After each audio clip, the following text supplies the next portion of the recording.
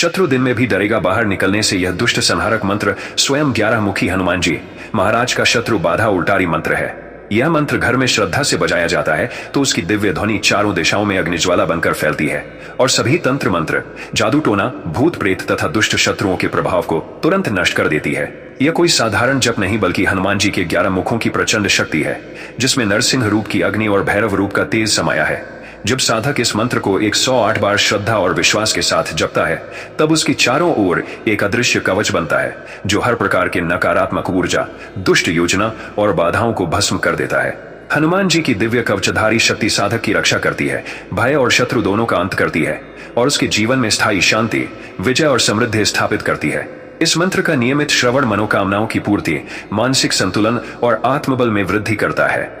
यह हनुमान जी का ऐसा अद्भुत दैवीय वरदान है जो बिना किसी संघर्ष के आपके सभी संकटों को समाप्त कर देता है। भक्तों, श्रद्धा से सुने, विश्वास से जपें और हनुमान जी महाराज से प्रार्थना करें, हे प्रभु, अपने भक्तों की रक्षा करें और सभी दुष्ट शक्तियों का संहार करें। जय श्री हनुमान जी महाराज। ओम नमो हनुमते नरसिंहाय ज्वालामुखाय स्वाहा। ओम नमो हनुमते नरसिंहाय ज्वालामुखाय स्वाहा। ओम नमो हनुमते नरसिंहाय ज्वालामुखाय स्वाहा। ओम नमो हनुमते नरसिंहाय ज्वालामुखाय स्वाहा। ओम नमो हनुमते नरसिंहाय ज्वालामुखाय स्वाहा। ओम नमो हनुमते नरसिंहाय ज्वालामुखाय स्वाहा। ओम नमो हनुमते नरसिंहाय ज्वालामुखाय स्वाहा। ओम नमो हनुमते नरसिंहाय ज्वालामुखाय स्वाहा। ओम नमो हनुमते नरसिंहाय ज्वालामुखाय स्वाहा। ओम नमो हनुमते नरसिंहाय ज्वालामुखाय स्वाहा। ओम नमो हनुमते नरसिंहाय ज्वालामुखाय स्वाहा। ओम नमो हनुमते नरसिंहाय ज्वालामुखाय स्वाहा। ओम नमो हनुमते नरसिंहाय ज्वालामुखाय स्वाहा। ओम नमो हनुमते नरसिंहाय ज्वालामुखाय स्वाहा। ओम नमो हनुमते नरसिंहाय ज्वालामुखाय स्वाहा। ओम नमो हनुमते नरसिंहाय ज्वालामुखाय स्वाहा। ओम नमो हनुमते नरसिंहाय ज्वालामुखाय स्वाहा। ओम नमो हनुमते नरसिंहाय ज्वालामुखाय स्वाहा। ओम नमो हनुमते नरसिंहाय ज्वालामुखाय स्वाहा। ओम नमो हनुमते नरसिंहाय ज्वालामुखाय स्वाहा। ओम नमो हनुमते नरसिंहाय ज्वालामुखाय स्वाहा। ओम नमो हनुमते नरसिंहाय ज्वालामुखाय स्वाहा। ओम नमो हनुमते नरसिंहाय ज्वालामुखाय स्वाहा। ओम नमो हनुमते नरसिंहाय ज्वालामुखाय स्वाहा। ओम नमो हनुमते नरसिंहाय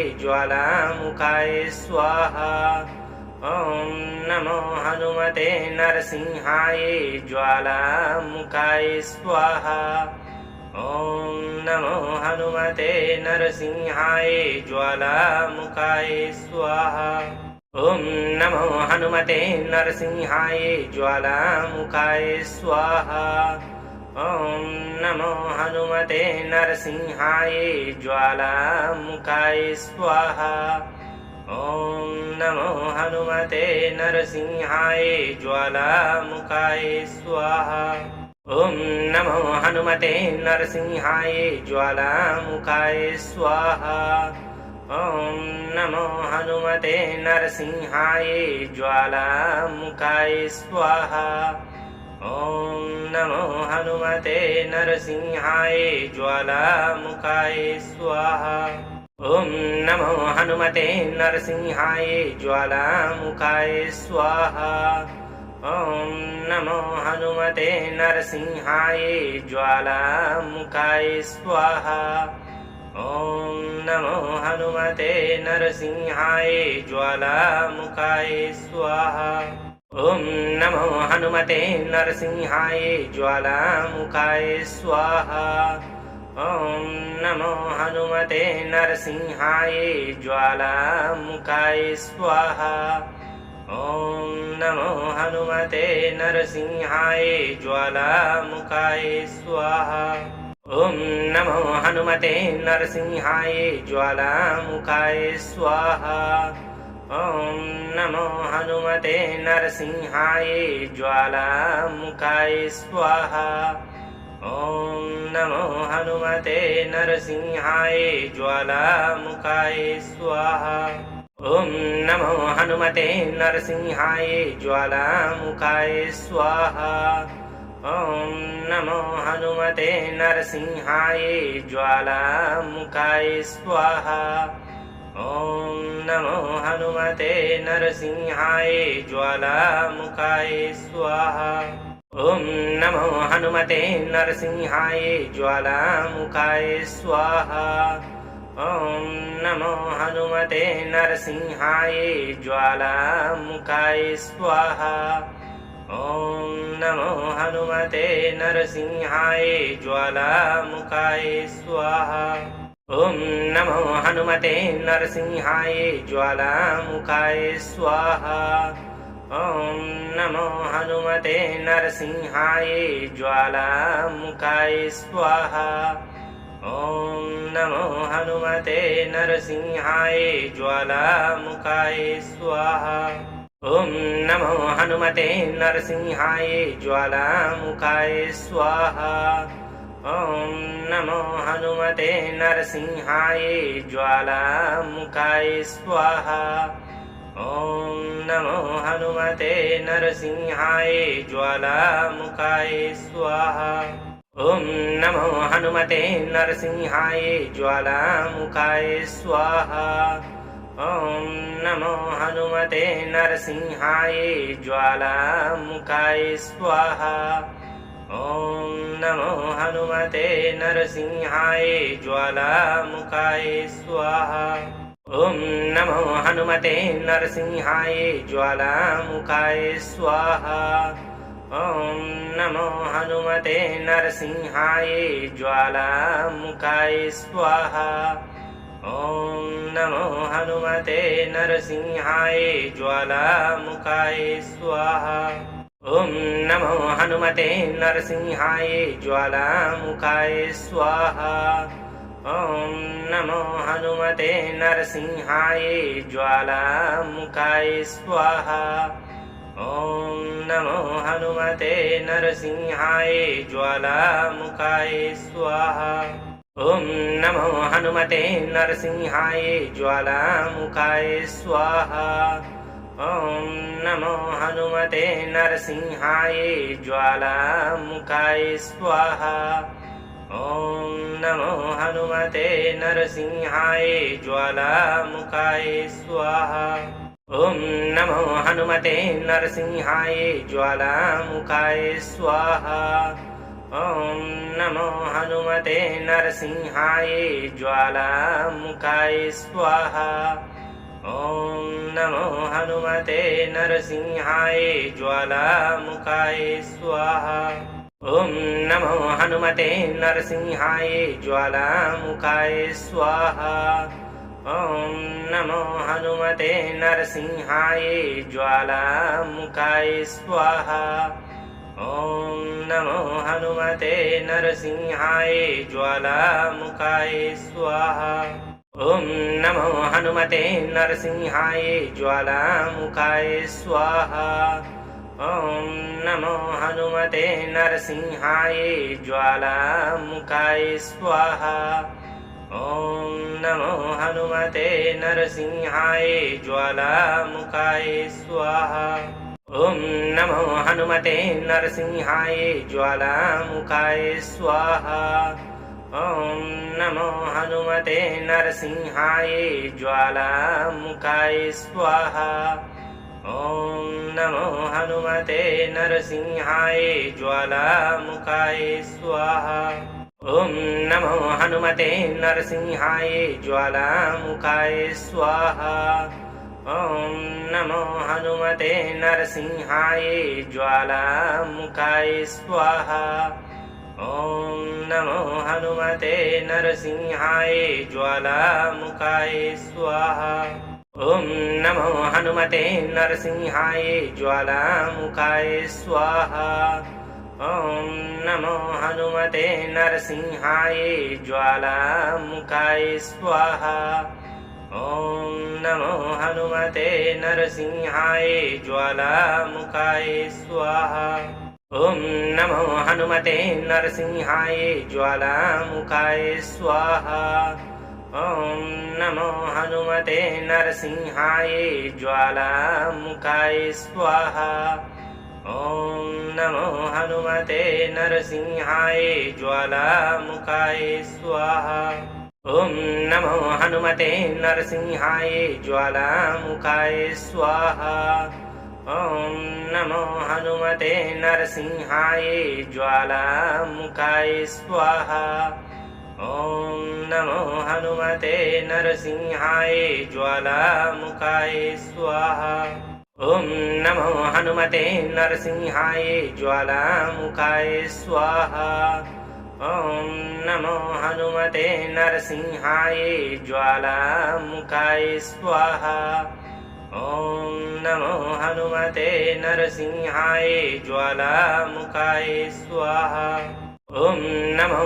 हनुमते नरसिंहाय ज्वालामुखाय स्वाहा ॐ नमो हनुमते नरसिंहाय ज्वालामुखाय स्वाहा ॐ नमो हनुमते नरसिंहाय ज्वालामुखाय स्वाहा ॐ नमो हनुमते नरसिंहाय ज्वालामुखाय स्वाहा ॐ नमो हनुमते नरसिंहाय ज्वालामुखाय स्वाहा ॐ नमो हनुमते नरसिंहाय ज्वालामुखाय स्वाहा ॐ नमो हनुमते नरसिंहाय ज्वालामुखाय स्वाहा ॐ नमो हनुमते नरसिंहाय ज्वालामुखाय स्वाहा ॐ नमो हनुमते नरसिंहाय ज्वालामुखाय स्वाहा ॐ नमो हनुमते नरसिंहाय ज्वालामुखाय स्वाहा ॐ नमो हनुमते नरसिंहाय ज्वालामुखाय स्वाहा ॐ नमो हनुमते नरसिंहाय ज्वालामुखाय स्वाहा ॐ नमो हनुमते नरसिंहाय ज्वालामुखाय स्वाहा ॐ नमो हनुमते नरसिंहाय ज्वालामुखाय स्वाहा ॐ नमो हनुमते नरसिंहाय ज्वालामुखाय स्वाहा ॐ नमो हनुमते नरसिंहाय ज्वालामुखाय स्वाहा ॐ नमो हनुमते नरसिंहाय ज्वालामुखाय स्वाहा ॐ नमो हनुमते नरसिंहाय ज्वालामुखाय स्वाहा ॐ नमो हनुमते नरसिंहाय ज्वालामुखाय स्वाहा ॐ नमो हनुमते नरसिंहाय ज्वालामुखाय स्वाहा ॐ नमो हनुमते नरसिंहाय ज्वालामुखाय स्वाहा ॐ नमो हनुमते नरसिंहाय ज्वालामुखाय स्वाहा ॐ नमो हनुमते नरसिंहाय ज्वालामुखाय स्वाहा ॐ नमो हनुमते नरसिंहाय ज्वालामुखाय स्वाहा ॐ नमो हनुमते नरसिंहाय ज्वालामुखाय स्वाहा ॐ नमो हनुमते नरसिंहाय ज्वालामुखाय स्वाहा ॐ नमो हनुमते नरसिंहाय ज्वालामुखाय स्वाहा। ॐ नमो हनुमते नरसिंहाय ज्वालामुखाय स्वाहा। ॐ नमो हनुमते नरसिंहाय ज्वालामुखाय स्वाहा। ॐ नमो हनुमते नरसिंहाय ज्वालामुखाय स्वाहा। ॐ नमो हनुमते नरसिंहाय ज्वालामुखाय स्वाहा। ॐ नमो हनुमते नरसिंहाय ज्वालामुखाय स्वाहा। ॐ नमो हनुमते नरसिंहाय ज्वालामुखाय स्वाहा। ॐ नमो हनुमते नरसिंहाय ज्वालामुखाय स्वाहा। ॐ नमो हनुमते नरसिंहाय ज्वालामुखाय स्वाहा। ॐ नमो हनुमते नरसिंहाय ज्वालामुखाय स्वाहा। ॐ नमो हनुमते नरसिंहाय ज्वालामुखाय स्वाहा। ॐ नमो हनुमते नरसिंहाय ज्वालामुखाय स्वाहा। ॐ नमो हनुमते नरसिंहाय ज्वालामुखाय स्वाहा। ॐ नमो हनुमते नरसिंहाय ज्वालामुखाय स्वाहा। ॐ नमो हनुमते नरसिंहाय ज्वालामुखाय स्वाहा। ॐ नमो हनुमते नरसिंहाय ज्वालामुखाय स्वाहा। ॐ नमो हनुमते नरसिंहाय ज्वालामुखाय स्वाहा। ॐ नमो हनुमते नरसिंहाय ज्वालामुखाय स्वाहा। ॐ नमो हनुमते नरसिंहाय ज्वालामुखाय स्वाहा। ॐ नमो हनुमते नरसिंहाय ज्वालामुखाय स्वाहा। ॐ नमो हनुमते नरसिंहाय ज्वालामुखाय स्वाहा। ॐ नमो हनुमते नरसिंहाय ज्वालामुखाय स्वाहा। ॐ नमो हनुमते नरसिंहाय ज्वालामुखाय स्वाहा। ॐ नमो हनुमते नरसिंहाय ज्वालामुखाय स्वाहा। ॐ नमो हनुमते नरसिंहाय ज्वालामुखाय स्वाहा। ॐ नमो हनुमते नरसिंहाय ज्वालामुखाय स्वाहा। ॐ नमो हनुमते नरसिंहाय ज्वालामुखाय स्वाहा। ॐ नमो हनुमते नरसिंहाय ज्वालामुखाय स्वाहा। ॐ नमो हनुमते नरसिंहाय ज्वालामुखाय स्वाहा। ॐ नमो हनुमते नरसिंहाय ज्वालामुखाय स्वाहा। ॐ नमो हनुमते नरसिंहाय ज्वालामुखाय स्वाहा। ॐ नमो हनुमते नरसिंहाय ज्वालामुखाय स्वाहा। ॐ नमो हनुमते नरसिंहाय ज्वालामुखाय स्वाहा। ॐ नमो हनुमते नरसिंहाय ज्वालामुखाय स्वाहा। ॐ नमो हनुमते नरसिंहाय ज्वालामुखाय स्वाहा। ॐ नमो हनुमते नरसिंहाय ज्वालामुखाय स्वाहा। ॐ नमो हनुमते नरसिंहाय ज्वालामुखाय स्वाहा। ॐ नमो हनुमते नरसिंहाय ज्वालामुखाय स्वाहा। ॐ नमो हनुमते नरसिंहाय ज्वालामुखाय स्वाहा। ॐ नमो हनुमते नरसिंहाय ज्वालामुखाय स्वाहा। ॐ नमो हनुमते नरसिंहाय ज्वालामुखाय स्वाहा। ॐ नमो हनुमते नरसिंहाय ज्वालामुखाय स्वाहा। ॐ नमो हनुमते नरसिंहाय ज्वालामुखाय स्वाहा। ॐ नमो हनुमते नरसिंहाय ज्वालामुखाय स्वाहा। ॐ नमो हनुमते नरसिंहाय ज्वालामुखाय स्वाहा। ॐ नमो हनुमते नरसिंहाय ज्वालामुखाय स्वाहा। ॐ नमो हनुमते नरसिंहाय ज्वालामुखाय स्वाहा। ॐ नमो हनुमते नरसिंहाय ज्वालामुखाय स्वाहा। ॐ नमो हनुमते नरसिंहाय ज्वालामुखाय स्वाहा। ॐ नमो हनुमते नरसिंहाय ज्वालामुखाय स्वाहा। ॐ नमो हनुमते नरसिंहाय ज्वालामुखाय स्वाहा। ॐ नमो हनुमते नरसिंहाय ज्वालामुखाय स्वाहा। ॐ नमो हनुमते नरसिंहाय ज्वालामुखाय स्वाहा।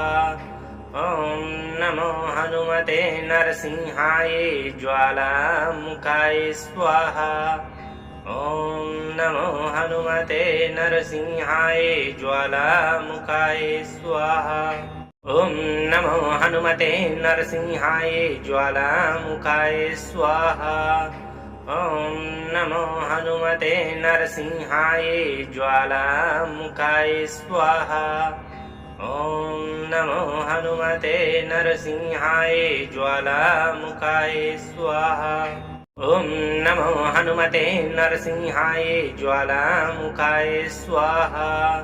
ॐ नमो हनुमते नरसिंहाय ज्वालामुखाय स्वाहा।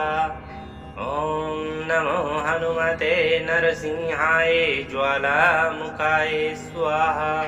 ॐ नमो हनुमते नरसिंहाय ज्वालामुखाय स्वाहा। ॐ नमो हनुमते नरसिंहाय ज्वालामुखाय स्वाहा। ॐ नमो हनुमते नरसिंहाय ज्वालामुखाय स्वाहा। ॐ नमो हनुमते नरसिंहाय ज्वालामुखाय स्वाहा। ॐ नमो हनुमते नरसिंहाय ज्वालामुखाय स्वाहा। ॐ नमो हनुमते नरसिंहाय ज्वालामुखाय स्वाहा। ॐ नमो हनुमते नरसिंहाय ज्वालामुखाय स्वाहा। ॐ नमो हनुमते नरसिंहाय ज्वालामुखाय स्वाहा। ॐ नमो हनुमते नरसिंहाय ज्वालामुखाय स्वाहा। ॐ नमो हनुमते नरसिंहाय ज्वालामुखाय स्वाहा। ॐ नमो हनुमते नरसिंहाय ज्वालामुखाय स्वाहा। ॐ नमो हनुमते नरसिंहाय ज्वालामुखाय स्वाहा। ॐ नमो हनुमते नरसिंहाय ज्वालामुखाय स्वाहा। ॐ नमो हनुमते नरसिंहाय ज्वालामुखाय स्वाहा। ॐ नमो हनुमते नरसिंहाय ज्वालामुखाय स्वाहा। ॐ नमो हनुमते नरसिंहाय ज्वालामुखाय स्वाहा। ॐ नमो हनुमते नरसिंहाय ज्वालामुखाय स्वाहा। ॐ नमो हनुमते नरसिंहाय ज्वालामुखाय स्वाहा। ॐ नमो हनुमते नरसिंहाय ज्वालामुखाय स्वाहा। ॐ नमो हनुमते नरसिंहाय ज्वालामुखाय स्वाहा। ॐ नमो हनुमते नरसिंहाय ज्वालामुखाय स्वाहा। ॐ नमो हनुमते नरसिंहाय ज्वालामुखाय स्वाहा। ॐ नमो हनुमते नरसिंहाय ज्वालामुखाय स्वाहा। ॐ नमो हनुमते नरसिंहाय ज्वालामुखाय स्वाहा। ॐ नमो हनुमते नरसिंहाय ज्वालामुखाय स्वाहा। ॐ नमो हनुमते नरसिंहाय ज्वालामुखाय स्वाहा। ॐ नमो हनुमते नरसिंहाय ज्वालामुखाय स्वाहा। ॐ नमो हनुमते नरसिंहाय ज्वालामुखाय स्वाहा। ॐ नमो हनुमते नरसिंहाय ज्वालामुखाय स्वाहा। ॐ नमो हनुमते नरसिंहाय ज्वालामुखाय स्वाहा। ॐ नमो हनुमते नरसिंहाय ज्वालामुखाय स्वाहा। ॐ नमो हनुमते नरसिंहाय ज्वालामुखाय स्वाहा। ॐ नमो हनुमते नरसिंहाय ज्वालामुखाय स्वाहा। ॐ नमो हनुमते नरसिंहाय ज्वालामुखाय स्वाहा। ॐ नमो हनुमते नरसिंहाय ज्वालामुखाय स्वाहा। ॐ नमो हनुमते नरसिंहाय ज्वालामुखाय स्वाहा। ॐ नमो हनुमते नरसिंहाय ज्वालामुखाय स्वाहा। ॐ नमो हनुमते नरसिंहाय ज्वालामुखाय स्वाहा। ॐ नमो हनुमते नरसिंहाय ज्वालामुखाय स्वाहा। ॐ नमो हनुमते नरसिंहाय ज्वालामुखाय स्वाहा। ॐ नमो हनुमते नरसिंहाय ज्वालामुखाय स्वाहा। ॐ नमो हनुमते नरसिंहाय ज्वालामुखाय स्वाहा। ॐ नमो हनुमते नरसिंहाय ज्वालामुखाय स्वाहा। ॐ नमो हनुमते नरसिंहाय ज्वालामुखाय स्वाहा। ॐ नमो हनुमते नरसिंहाय ज्वालामुखाय स्वाहा। ॐ नमो हनुमते नरसिंहाय ज्वालामुखाय स्वाहा। ॐ नमो हनुमते नरसिंहाय ज्वालामुखाय स्वाहा। ॐ नमो हनुमते नरसिंहाय ज्वालामुखाय स्वाहा। ॐ नमो हनुमते नरसिंहाय ज्वालामुखाय स्वाहा। ॐ नमो हनुमते नरसिंहाय ज्वालामुखाय स्वाहा। ॐ नमो हनुमते नरसिंहाय ज्वालामुखाय स्वाहा। ॐ नमो हनुमते नरसिंहाय ज्वालामुखाय स्वाहा। ॐ नमो हनुमते नरसिंहाय ज्वालामुखाय स्वाहा। ॐ नमो हनुमते नरसिंहाय ज्वालामुखाय स्वाहा। ॐ नमो हनुमते नरसिंहाय ज्वालामुखाय स्वाहा। ॐ नमो हनुमते नरसिंहाय ज्वालामुखाय स्वाहा। ॐ नमो हनुमते नरसिंहाय ज्वालामुखाय स्वाहा। ॐ नमो हनुमते नरसिंहाय ज्वालामुखाय स्वाहा। ॐ नमो हनुमते नरसिंहाय ज्वालामुखाय स्वाहा। ॐ नमो हनुमते नरसिंहाय ज्वालामुखाय स्वाहा। ॐ नमो हनुमते नरसिंहाय ज्वालामुखाय स्वाहा। ॐ नमो हनुमते नरसिंहाय ज्वालामुखाय स्वाहा। ॐ नमो हनुमते नरसिंहाय ज्वालामुखाय स्वाहा। ॐ नमो हनुमते नरसिंहाय ज्वालामुखाय स्वाहा। ॐ नमो हनुमते नरसिंहाय ज्वालामुखाय स्वाहा। ॐ नमो हनुमते नरसिंहाय ज्वालामुखाय स्वाहा। ॐ नमो हनुमते नरसिंहाय ज्वालामुखाय स्वाहा। ॐ नमो हनुमते नरसिंहाय ज्वालामुखाय स्वाहा। ॐ नमो हनुमते नरसिंहाय ज्वालामुखाय स्वाहा। ॐ नमो हनुमते नरसिंहाय ज्वालामुखाय स्वाहा। ॐ नमो हनुमते नरसिंहाय ज्वालामुखाय स्वाहा। ॐ नमो हनुमते नरसिंहाय ज्वालामुखाय स्वाहा। ॐ नमो हनुमते नरसिंहाय ज्वालामुखाय स्वाहा। ॐ नमो हनुमते नरसिंहाय ज्वालामुखाय स्वाहा। ॐ नमो हनुमते नरसिंहाय ज्वालामुखाय स्वाहा। ॐ नमो हनुमते नरसिंहाय ज्वालामुखाय स्वाहा। ॐ नमो हनुमते नरसिंहाय ज्वालामुखाय स्वाहा। ॐ नमो हनुमते नरसिंहाय ज्वालामुखाय स्वाहा। ॐ नमो हनुमते नरसिंहाय ज्वालामुखाय स्वाहा। ॐ नमो हनुमते नरसिंहाय ज्वालामुखाय स्वाहा।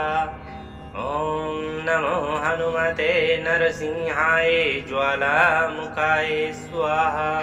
ॐ नमो हनुमते नरसिंहाय ज्वालामुखाय स्वाहा। ॐ नमो हनुमते नरसिंहाय ज्वालामुखाय स्वाहा। ॐ नमो हनुमते नरसिंहाय ज्वालामुखाय स्वाहा। ॐ नमो हनुमते नरसिंहाय ज्वालामुखाय स्वाहा। ॐ नमो हनुमते नरसिंहाय ज्वालामुखाय स्वाहा। ॐ नमो हनुमते नरसिंहाय ज्वालामुखाय स्वाहा। ॐ नमो हनुमते नरसिंहाय ज्वालामुखाय स्वाहा।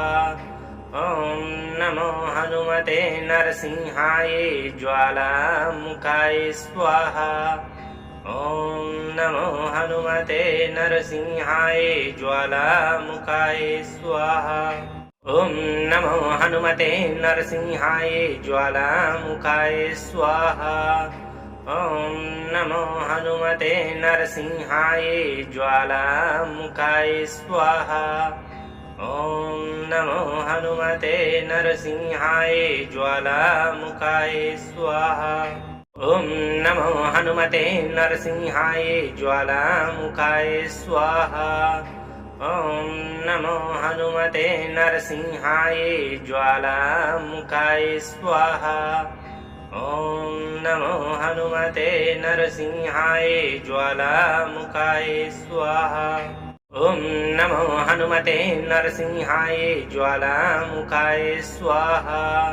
ॐ नमो हनुमते नरसिंहाय ज्वालामुखाय स्वाहा। ॐ नमो हनुमते नरसिंहाय ज्वालामुखाय स्वाहा। ॐ नमो हनुमते नरसिंहाय ज्वालामुखाय स्वाहा। ॐ नमो हनुमते नरसिंहाय ज्वालामुखाय स्वाहा। ॐ नमो हनुमते नरसिंहाय ज्वालामुखाय स्वाहा। ॐ नमो हनुमते नरसिंहाय ज्वालामुखाय स्वाहा। ॐ नमो हनुमते नरसिंहाय ज्वालामुखाय स्वाहा। ॐ नमो हनुमते नरसिंहाय ज्वालामुखाय स्वाहा। ॐ नमो हनुमते नरसिंहाय ज्वालामुखाय स्वाहा। ॐ नमो हनुमते नरसिंहाय ज्वालामुखाय स्वाहा।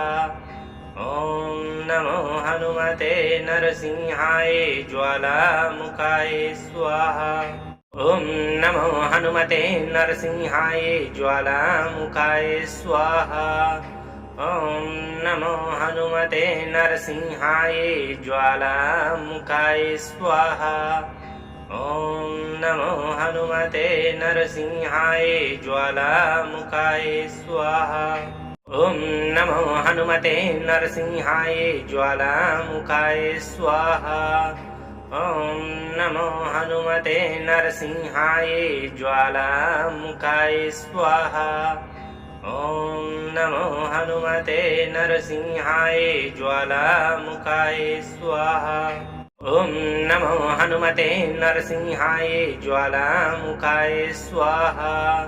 ॐ नमो हनुमते नरसिंहाय ज्वालामुखाय स्वाहा। ॐ नमो हनुमते नरसिंहाय ज्वालामुखाय स्वाहा। ॐ नमो हनुमते नरसिंहाय ज्वालामुखाय स्वाहा। ॐ नमो हनुमते नरसिंहाय ज्वालामुखाय स्वाहा। ॐ नमो हनुमते नरसिंहाय ज्वालामुखाय स्वाहा। ॐ नमो हनुमते नरसिंहाय ज्वालामुखाय स्वाहा। ॐ नमो हनुमते नरसिंहाय ज्वालामुखाय स्वाहा। ॐ नमो हनुमते नरसिंहाय ज्वालामुखाय स्वाहा। ॐ नमो हनुमते नरसिंहाय ज्वालामुखाय स्वाहा। ॐ नमो हनुमते नरसिंहाय ज्वालामुखाय स्वाहा। ॐ नमो हनुमते नरसिंहाय ज्वालामुखाय स्वाहा। ॐ नमो हनुमते नरसिंहाय ज्वालामुखाय स्वाहा। ॐ नमो हनुमते नरसिंहाय ज्वालामुखाय स्वाहा। ॐ नमो हनुमते नरसिंहाय ज्वालामुखाय स्वाहा। ॐ नमो हनुमते नरसिंहाय ज्वालामुखाय स्वाहा। ॐ नमो हनुमते नरसिंहाय ज्वालामुखाय स्वाहा। ॐ नमो हनुमते नरसिंहाय ज्वालामुखाय स्वाहा। ॐ नमो हनुमते नरसिंहाय ज्वालामुखाय स्वाहा। ॐ नमो हनुमते नरसिंहाय ज्वालामुखाय स्वाहा। ॐ नमो हनुमते नरसिंहाय ज्वालामुखाय स्वाहा। ॐ नमो हनुमते नरसिंहाय ज्वालामुखाय स्वाहा। ॐ नमो हनुमते नरसिंहाय ज्वालामुखाय स्वाहा। ॐ नमो हनुमते नरसिंहाय ज्वालामुखाय स्वाहा। ॐ नमो हनुमते नरसिंहाय ज्वालामुखाय स्वाहा। ॐ नमो हनुमते नरसिंहाय ज्वालामुखाय स्वाहा। ॐ नमो हनुमते नरसिंहाय ज्वालामुखाय स्वाहा। ॐ नमो हनुमते नरसिंहाय ज्वालामुखाय स्वाहा। ॐ नमो हनुमते नरसिंहाय ज्वालामुखाय स्वाहा। ॐ नमो हनुमते नरसिंहाय ज्वालामुखाय स्वाहा। ॐ नमो हनुमते नरसिंहाय ज्वालामुखाय स्वाहा। ॐ नमो हनुमते नरसिंहाय ज्वालामुखाय स्वाहा। ॐ नमो हनुमते नरसिंहाय ज्वालामुखाय स्वाहा।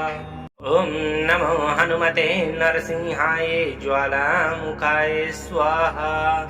ॐ नमो हनुमते नरसिंहाय ज्वालामुखाय स्वाहा।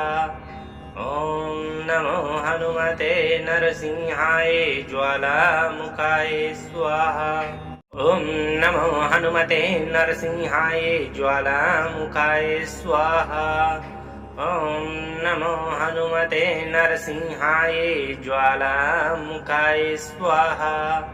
ॐ नमो हनुमते नरसिंहाय ज्वालामुखाय स्वाहा।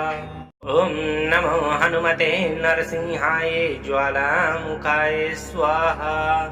ॐ नमो हनुमते नरसिंहाय ज्वालामुखाय स्वाहा ॐ नमो हनुमते नरसिंहाय ज्वालामुखाय स्वाहा ॐ नमो हनुमते नरसिंहाय ज्वालामुखाय स्वाहा ॐ नमो हनुमते नरसिंहाय ज्वालामुखाय स्वाहा ॐ नमो हनुमते नरसिंहाय ज्वालामुखाय स्वाहा ॐ नमो हनुमते नरसिंहाय ज्वालामुखाय स्वाहा ॐ नमो हनुमते नरसिंहाय ज्वालामुखाय स्वाहा ॐ नमो हनुमते नरसिंहाय ज्वालामुखाय स्वाहा ॐ नमो हनुमते नरसिंहाय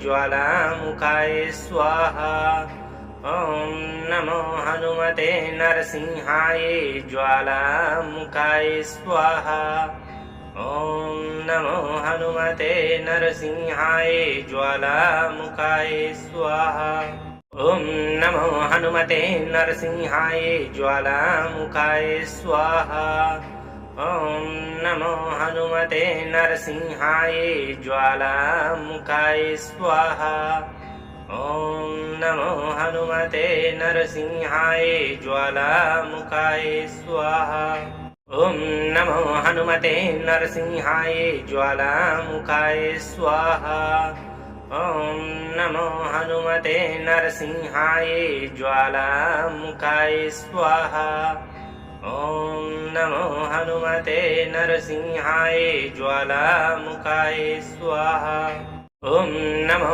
हनुमते नरसिंहाय ज्वालामुखाय स्वाहा ॐ नमो हनुमते नरसिंहाय ज्वालामुखाय स्वाहा ॐ नमो हनुमते नरसिंहाय ज्वालामुखाय स्वाहा ॐ नमो हनुमते नरसिंहाय ज्वालामुखाय स्वाहा ॐ नमो हनुमते नरसिंहाय ज्वालामुखाय स्वाहा ॐ नमो हनुमते नरसिंहाय ज्वालामुखाय स्वाहा ॐ नमो हनुमते नरसिंहाय ज्वालामुखाय स्वाहा ॐ नमो हनुमते नरसिंहाय ज्वालामुखाय स्वाहा ॐ नमो हनुमते नरसिंहाय ज्वालामुखाय स्वाहा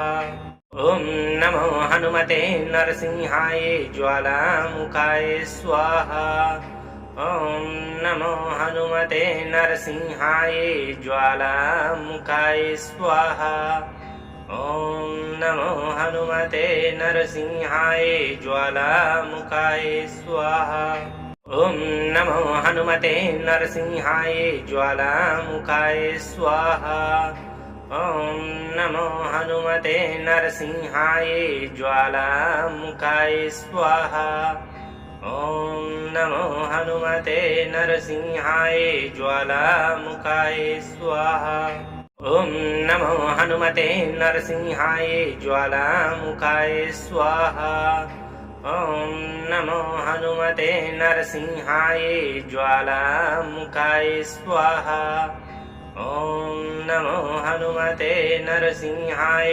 ज्वालामुखाय स्वाहा ॐ नमो हनुमते नरसिंहाय ज्वालामुखाय स्वाहा ॐ नमो हनुमते नरसिंहाय ज्वालामुखाय स्वाहा ॐ नमो हनुमते नरसिंहाय ज्वालामुखाय स्वाहा ॐ नमो हनुमते नरसिंहाय ज्वालामुखाय स्वाहा ॐ नमो हनुमते नरसिंहाय ज्वालामुखाय स्वाहा ॐ नमो हनुमते नरसिंहाय ज्वालामुखाय स्वाहा ॐ नमो हनुमते नरसिंहाय ज्वालामुखाय स्वाहा ॐ नमो हनुमते नरसिंहाय ज्वालामुखाय स्वाहा ॐ नमो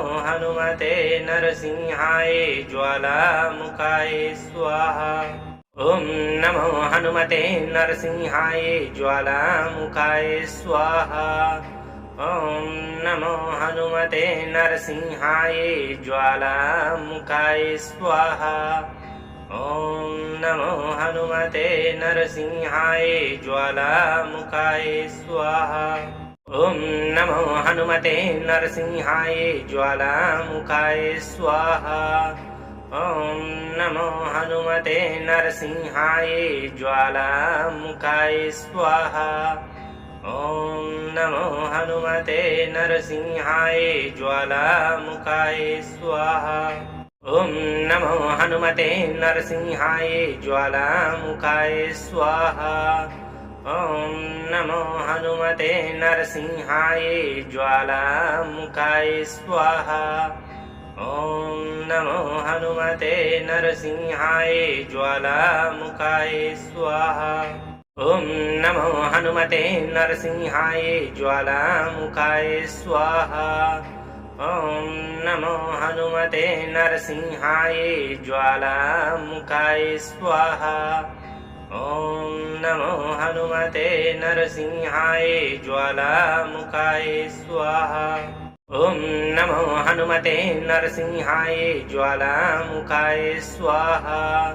ॐ नमो हनुमते नरसिंहाय ज्वालामुखाय स्वाहा। ॐ नमो हनुमते नरसिंहाय ज्वालामुखाय स्वाहा। ॐ नमो हनुमते नरसिंहाय ज्वालामुखाय स्वाहा। ॐ नमो हनुमते नरसिंहाय ज्वालामुखाय स्वाहा। ॐ नमो हनुमते नरसिंहाय ज्वालामुखाय स्वाहा। ॐ नमो हनुमते नरसिंहाय ज्वालामुखाय स्वाहा। ॐ नमो हनुमते नरसिंहाय ज्वालामुखाय स्वाहा। ॐ नमो हनुमते नरसिंहाय ज्वालामुखाय स्वाहा। ॐ नमो हनुमते नरसिंहाय ज्वालामुखाय स्वाहा। ॐ नमो हनुमते नरसिंहाय ज्वालामुखाय स्वाहा। ॐ नमो हनुमते नरसिंहाय ज्वालामुखाय स्वाहा। ॐ नमो हनुमते नरसिंहाय ज्वालामुखाय स्वाहा। ॐ नमो हनुमते नरसिंहाय ज्वालामुखाय स्वाहा। ॐ नमो हनुमते नरसिंहाय ज्वालामुखाय स्वाहा। ॐ नमो हनुमते नरसिंहाय ज्वालामुखाय स्वाहा। ॐ नमो हनुमते नरसिंहाय ज्वालामुखाय स्वाहा। ॐ नमो हनुमते नरसिंहाय ज्वालामुखाय स्वाहा। ॐ नमो हनुमते नरसिंहाय ज्वालामुखाय स्वाहा। ॐ नमो हनुमते नरसिंहाय ज्वालामुखाय स्वाहा। ॐ नमो हनुमते नरसिंहाय ज्वालामुखाय स्वाहा। ॐ नमो हनुमते नरसिंहाय ज्वालामुखाय स्वाहा। ॐ नमो हनुमते नरसिंहाय ज्वालामुखाय स्वाहा। ॐ नमो हनुमते नरसिंहाय ज्वालामुखाय स्वाहा। ॐ नमो हनुमते नरसिंहाय ज्वालामुखाय स्वाहा। ॐ नमो हनुमते नरसिंहाय ज्वालामुखाय स्वाहा। ॐ नमो हनुमते नरसिंहाय ज्वालामुखाय स्वाहा। ॐ नमो हनुमते नरसिंहाय ज्वालामुखाय स्वाहा। ॐ नमो हनुमते नरसिंहाय ज्वालामुखाय स्वाहा। ॐ नमो हनुमते नरसिंहाय ज्वालामुखाय स्वाहा। ॐ नमो हनुमते नरसिंहाय ज्वालामुखाय स्वाहा। ॐ नमो हनुमते नरसिंहाय ज्वालामुखाय स्वाहा। ॐ नमो हनुमते नरसिंहाय ज्वालामुखाय स्वाहा। ॐ नमो हनुमते नरसिंहाय ज्वालामुखाय स्वाहा। ॐ नमो हनुमते नरसिंहाय ज्वालामुखाय स्वाहा। ॐ नमो हनुमते नरसिंहाय ज्वालामुखाय स्वाहा। ॐ नमो हनुमते नरसिंहाय ज्वालामुखाय स्वाहा। ॐ नमो हनुमते नरसिंहाय ज्वालामुखाय स्वाहा। ॐ नमो हनुमते नरसिंहाय ज्वालामुखाय स्वाहा। ॐ नमो हनुमते नरसिंहाय ज्वालामुखाय स्वाहा। ॐ नमो हनुमते नरसिंहाय ज्वालामुखाय स्वाहा। ॐ नमो हनुमते नरसिंहाय ज्वालामुखाय स्वाहा। ॐ नमो हनुमते नरसिंहाय ज्वालामुखाय स्वाहा। ॐ नमो हनुमते नरसिंहाय ज्वालामुखाय स्वाहा। ॐ नमो हनुमते नरसिंहाय ज्वालामुखाय स्वाहा। ॐ नमो हनुमते नरसिंहाय ज्वालामुखाय स्वाहा। ॐ नमो हनुमते नरसिंहाय ज्वालामुखाय स्वाहा। ॐ नमो हनुमते नरसिंहाय ज्वालामुखाय स्वाहा। ॐ नमो हनुमते नरसिंहाय ज्वालामुखाय स्वाहा। ॐ नमो हनुमते नरसिंहाय ज्वालामुखाय स्वाहा। ॐ नमो हनुमते नरसिंहाय ज्वालामुखाय स्वाहा। ॐ नमो हनुमते नरसिंहाय ज्वालामुखाय स्वाहा। ॐ नमो हनुमते नरसिंहाय ज्वालामुखाय स्वाहा। ॐ नमो हनुमते नरसिंहाय ज्वालामुखाय स्वाहा। ॐ नमो हनुमते नरसिंहाय ज्वालामुखाय स्वाहा। ॐ नमो हनुमते नरसिंहाय ज्वालामुखाय स्वाहा। ॐ नमो हनुमते नरसिंहाय ज्वालामुखाय स्वाहा। ॐ नमो हनुमते नरसिंहाय ज्वालामुखाय स्वाहा। ॐ नमो हनुमते नरसिंहाय ज्वालामुखाय स्वाहा। ॐ नमो हनुमते नरसिंहाय ज्वालामुखाय स्वाहा। ॐ नमो हनुमते नरसिंहाय ज्वालामुखाय स्वाहा। ॐ नमो हनुमते नरसिंहाय ज्वालामुखाय स्वाहा। ॐ नमो हनुमते नरसिंहाय ज्वालामुखाय स्वाहा। ॐ नमो हनुमते नरसिंहाय ज्वालामुखाय स्वाहा। ॐ नमो हनुमते नरसिंहाय ज्वालामुखाय स्वाहा। ॐ नमो हनुमते नरसिंहाय ज्वालामुखाय स्वाहा। ॐ नमो हनुमते नरसिंहाय ज्वालामुखाय स्वाहा। ॐ नमो हनुमते नरसिंहाय ज्वालामुखाय स्वाहा। ॐ नमो हनुमते नरसिंहाय ज्वालामुखाय स्वाहा। ॐ नमो हनुमते नरसिंहाय ज्वालामुखाय स्वाहा। ॐ नमो हनुमते नरसिंहाय ज्वालामुखाय स्वाहा। ॐ नमो हनुमते नरसिंहाय ज्वालामुखाय स्वाहा। ॐ नमो हनुमते नरसिंहाय ज्वालामुखाय स्वाहा। ॐ नमो हनुमते नरसिंहाय ज्वालामुखाय स्वाहा ॐ नमो हनुमते नरसिंहाय ज्वालामुखाय स्वाहा ॐ नमो हनुमते नरसिंहाय ज्वालामुखाय स्वाहा ॐ नमो हनुमते नरसिंहाय ज्वालामुखाय स्वाहा ॐ नमो हनुमते नरसिंहाय ज्वालामुखाय स्वाहा ॐ नमो हनुमते नरसिंहाय ज्वालामुखाय स्वाहा ॐ नमो हनुमते नरसिंहाय ज्वालामुखाय स्वाहा ॐ नमो हनुमते नरसिंहाय ज्वालामुखाय स्वाहा ॐ नमो हनुमते नरसिंहाय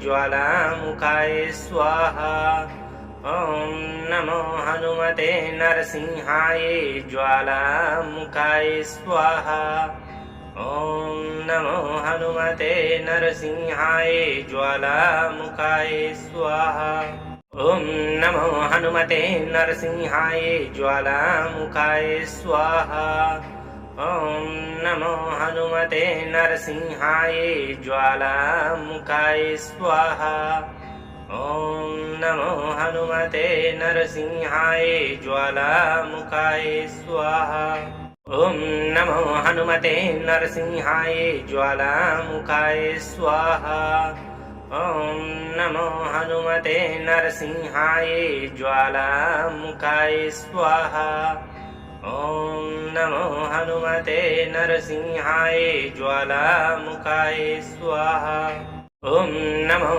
हनुमते नरसिंहाय ज्वालामुखाय स्वाहा ॐ नमो हनुमते नरसिंहाय ज्वालामुखाय स्वाहा ॐ नमो हनुमते नरसिंहाय ज्वालामुखाय स्वाहा ॐ नमो हनुमते नरसिंहाय ज्वालामुखाय स्वाहा ॐ नमो हनुमते नरसिंहाय ज्वालामुखाय स्वाहा ॐ नमो हनुमते नरसिंहाय ज्वालामुखाय स्वाहा ॐ नमो हनुमते नरसिंहाय ज्वालामुखाय स्वाहा ॐ नमो हनुमते नरसिंहाय ज्वालामुखाय स्वाहा ॐ नमो हनुमते नरसिंहाय ज्वालामुखाय